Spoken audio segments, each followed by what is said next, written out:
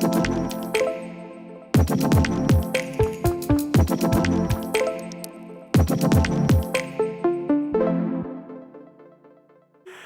and welcome to JULABO. My name is Alex and today I will show you how easy it is to connect an external application to our highly dynamic temperature control systems, PRESTO. In this case, we want to connect a glass reactor to the PRESTO system. The temperature will be controlled with an external temperature sensor. Let's have a look at the PRESTO. First of all, you have to switch off the PRESTO and disconnect it from the mains voltage. To ensure the best performance, we offer special insulated tubes in different lengths. Please make sure that you do not bend the tubes too much and do not go below the specified bending radius. For more convenient connection, we also offer various elbow fittings or quick couplings.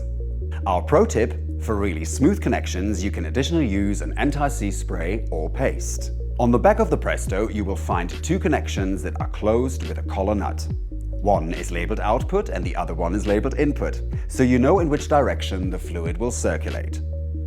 To connect the reactor tubes, simply loosen the two nuts with a wrench and connect them with the recommended torque to the PRESTO.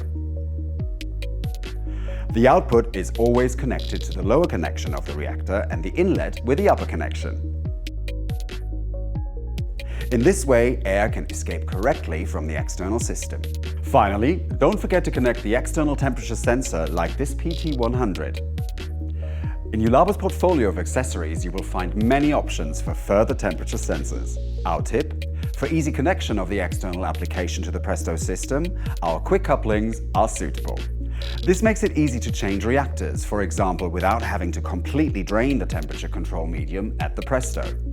I hope this short tutorial was helpful. If you need more details or have any questions, please feel free to contact us at any time. Thank you and see you soon.